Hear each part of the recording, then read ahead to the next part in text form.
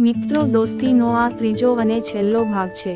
જો તમને આ વિડીયો પસંદ આવે તો લાઈક કરી શેર અવશ્ય કરશો અને હા, આ સ્ટોરીના લેખિકા કોણ છે તે કમેન્ટ કરી જરૂરથી જણાવશો।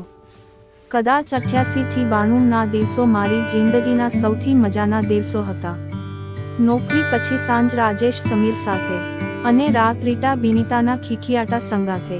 રીટાએ તો કોલેજના પ્રથમ વર્ષમાં જ જીવનસાથી શોધી કાઢેલો, એટલે હોસ્ટેલના બારણાં બંધ થવાના સમયે જ એ અંદર આવતી, પણ બિનીતાની ભણવા સિવાયની દરેક પળ મારી સાથે જ જતી। કેટલું રખડ્યાંગ સાથે, કમાટીબાગની નિયમિત સેરથી લઈને ભાવનગર મહુવાના પ્રવાસ સુધી। મને નવાઈ પણ લાગતી કે કેમ આ છોકરી મને આમ વધુ ને વધુ વીંટળાતી ફરે છે, કેમ જરાક વાર શનિ રવિ પણ કેમ અડધી જ નથી થતી। પણ ત્યારે મને ક્યાં ખબર હતી કે એ થોડાંક વર્ષોમાં લાંબો હિસાબ પતાવવાની વેતરણમાં હતી। બિનીતા એના મા બાપની જિંદગીનું કેન્દ્ર સ્થાન હતી। શનિ રવિ મોટા ભાગે એ લોકો મળવા આવે, કોઈ મોંઘીદાટ હોટલમાં ઉતરે, પણ એ ભાગે જ એકલી જાય, જમવા કે રહેવા। જ્યાં જાય ત્યાં મને સાથે લેતી જાય। મને જરાય માઠું ન લાગે એટલી સહજતાથી એ મને હોટલની રીતભાત શીખવે। મારા મિજાજને સાચવીને એને મને જરાક શહેરી પાસ આપ્યો। જો કે એનો જશ કાયમ રીટા જ લેતી હતી એ પાછી અલગ વાત છે। બિનીતાને પાક્કી ખબર હતી કે મારું કઈ વાત પર છટકી શકે। જો કે નવાઈની વાત તો એ છે કે પ્રથમ મુલાકાતને બાદ કરતાં હું પછીથી ભાગ્યે જ કદી બિનીતા પર ગુસ્સે થઈ હોઈશ। પ્રથમ દિવસનો પસ્તાવો કદાચ બહુ લાંબો ચાલેલો। આ છોકરીએ મને પ્રેમ કરતાં શીખવ્યું, જેને ચાહીએ એનું બધું જમા, એની સામે કોઈ ફરિયાદ જ ન હોય, એ પણ એને વગર કહે શીખવ્યું। મને એની અતિશય લાગણીથી બીક લાગતી, હવે આના વગર રહેવાનું થશે તો કેમની રહીશ, એવી બીક લાગતી ને 90 માં ખરેખર જવાની ઘડી આવી ત્યારે સ્વસ્થ ના રહી શકી। હું તો આગલા દિવસથી રડતી હતી। આમે મેં 10 વર્ષમાં કેટલા બિસ્તરા બાંધ્યા હતા ને કેટલાની પાછળ આંખ નિતારી હતી, પણ બિનીતાનું જવું મારાથી નહોતું વેઠાતું। એની મમ્મીને નવાઈ લાગે કે આ છોકરીને હોસ્ટેલ કરડવા દોડતી હતી અને હવે એને હોસ્ટેલ છોડતાં રડવું આવતું હતું। 2 જ વર્ષના સંબંધનો આ તે કેવો ચમત્કાર! પણ કદાચ કુદરતને અમારું આમ છૂટા પડવું મંજૂર નહોતું।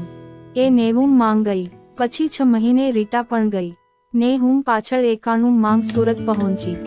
MTB આર્ટ્સ કોલેજના ઇન્ટરવ્યૂથી માંડીને સ્ટેશનથી સામાન સાથે મને હોસ્ટેલમાં થાળે પાડવા સુધી બિનીતા સતત દોડતી રહી। નાની મોટી ચીજવસ્તુઓ ખરીદવાથી લઈને બેંકમાં ખાતાં ખોલાવવા જેવાં બધાં કામમાં એ પડછાયાની જેમ સાથે ને સાથે ભમી। સાવ અજાણ્યું શહેર, ને ખાવા દોડે એવી હોસ્ટેલ। સાંજ તો એવી અડવી ને અનોહરી લાગે કે વાત ના પૂછો, પણ મારી એ બધી વેરા ન સાંજને બિનીતાએ સભર કરી દીધેલ। એ યુનિવર્સિટીમાં નોકરી કરે, ત્યાંથી છૂટીને 5 વાગતામાં મારે ત્યાં પહોંચી જાય। કાં તો હું રાંધું ને અમે ખાઈએ, અથવા એના બજાજ પર સવાર થઈ ભટકવા નીકળીને કશે બહાર જ ઝાપટી લઈએ। એ મને સુરતી ખાવના ખજાનાનો, લારીઓનો પરિચય કરાવતી જાય, ગલીએ ગલી દેખાડતી જાય ને માત્ર ભજીયા ખાવા છેક ડુમ્મસ સુધી પણ ખેંચી જાય। છેક 7 સાડા 7 ઘરે જવા નીકળે। હું શરૂઆતના ગાળામાં સુરતમાં ટકી ગઈ, એનો બધો યશ એકલી બિનીતાને ભાગે જાય। આટલી હોશિયાર, રૂપાળી બિનીતાએ કદાચ એની વધારે પડતી ઊંચાઈને કારણે પરણવા માટે અમેરિકા રહેતો દેસાઈ પસંદ કર્યો। જો કે આમ પણ બધી રીતે સરળ એવી એ છોકરીમાં એનું અનાવિલનું ક્યારેક ઝળકી જતું। ખબર નહીં કેમ, પણ એની સગાઈના દિવસે મારું હૈયું ધબકારો ચૂકી ગયેલું। મનના ઊંડાણમાંથી અવાજ આવેલો કે હવે આ ગઈ। અમેરિકા જઈને એને PhD શરૂ કર્યું। ત્યાંથી લાંબા લાંબા કાગળો લખે, જાતભાતના ફોટા મોકલે। લીસા, સુંવાળા, કાળા વાળ કપાવીને ફોટો મોકલ્યો એ દાડે તો હું એના પર તમાચો મારવા જેટલી ગરમ થયેલી। કાગળોમાં હું તમાચા ઠાલવતી પણ ખરી। એના કાગળોમાં થોડીક વાતો વર્તમાન વિટંબણાઓની હોય, અને ઝાઝી વાતો ભવિષ્યના સપનાઓની। એ સુરતને ચોક્કસ યાદ કરતી, પણ અમેરિકામાં એ દુખી નહોતી। મને એના વગર જીવતા નહોતું આવડતું, પણ એ શીખી ગયેલી। કોઈ પણ જગ્યાએ, કોઈ પણ વ્યક્તિ સાથે, ગમે તેવા સંજોગોમાં કઈ રીતે સુખેથી રહેવું એની જાણે કે એની પાસે ગુરુચાવી હતી। એ પોતાના કામમાં, એમાં મળતી સફળતાઓમાં મસ્ત રહી શકતી.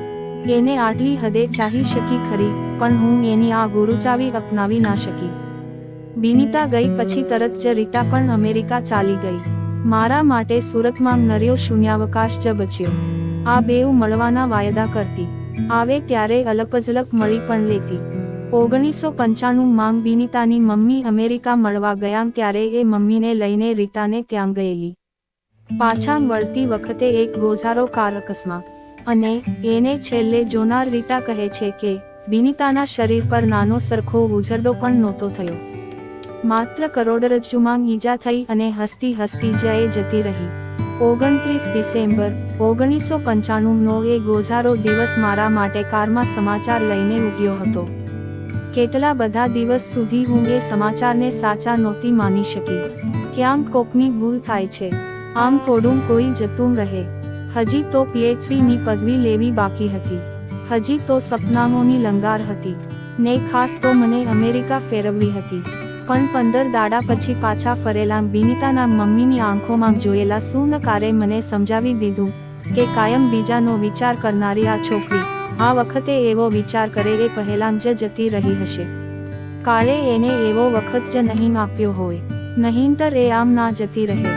એના ગયા પછી ત્રીજા કે ચોથા દાડે એના સપનાઓની લાંબી કથા કહે તો એનો પત્ર મળ્યો. ત્યારે મને ઈશ્વરના હોવા વિશે શંકા જાગેલી. બિનીતા, એક વાત કહીશ કે તું આટલી જલ્દી મારી આટલી નજીક કેમ આવી ગયેલી? તને ખબર છે ખરી કે તારા જવાથી મારા વ્યક્તિત્વનો એક અંશ કાયમી ધોરણે મરી ગયો છે. કોઈ સંજીવની એને નવું જીવન આપી શકે તેમ નથી. તું મારી જેટલી નજીક પહોંચી, જે તીવ્રતાથી મેં તને ચાહી એવું પછીથી કદાચ નથી થઈ શક્યું. જાણે કે મારી અંદરથી કશું ઠલવાઈ ગયું. જાણે કે તને ચાહ્યા પછી હું ખાલી થઈ ગઈ. તને ખબર છે બિનીતા, તારા ગયા પછી હું કોઈ મિત્રને બહુ નજીક આવવા નથી દઈ શકતી. મને ડર પેસી ગયો છે કે મારી નજીક આવનાર તારી જેમ જ દૂર ના ચાલ્યું જાય. ઘણી વાર મને એવું લાગે છે કે જો મેં તને આટલી તીવ્રતાથી ન ચાહી હોય તો તું આજે હો. આજે 12 થી 13 વર્ષ પછી રીટા કાયમી ધોરણે સુરત પાછી આવી છે. ખાસ્સી ઠરેલ થઈ ગઈ છે. એનું મારા પ્રત્યેનું વળગણ પહેલાં કરતાં ખાસ્સું વધ્યું છે. તને યાદ કરીને અમે હજી એક ખડખડાટ હસીએ છીએ, પણ રીટા એક વાત જાણે પણ છે અને સમજે પણ કે તારી જગ્યા કાયમ ખાલી જ રહેવાની છે. વર્ષો પહેલાં પણ એ આ વાત જાણતી હતી, પણ ત્યારે એ મશ્કરી કરતી. આજે સજળનયને સ્વીકારે છે કે દોસ્તીમાં એનો બીજો નંબર. દોસ્તો, આ સ્ટોરી કેવી લાગી તે કમેન્ટ કરી જરૂર જણાવશો. તથા આવી જ બીજી વાર્તાઓના વિડીયો જોવા માટે ચેનલને સબસ્ક્રાઇબ કરો અને હાંગ બેલ આઇકન પ્રેસ કરવાનું ભૂલશો નહીં. ધન્યવાદ.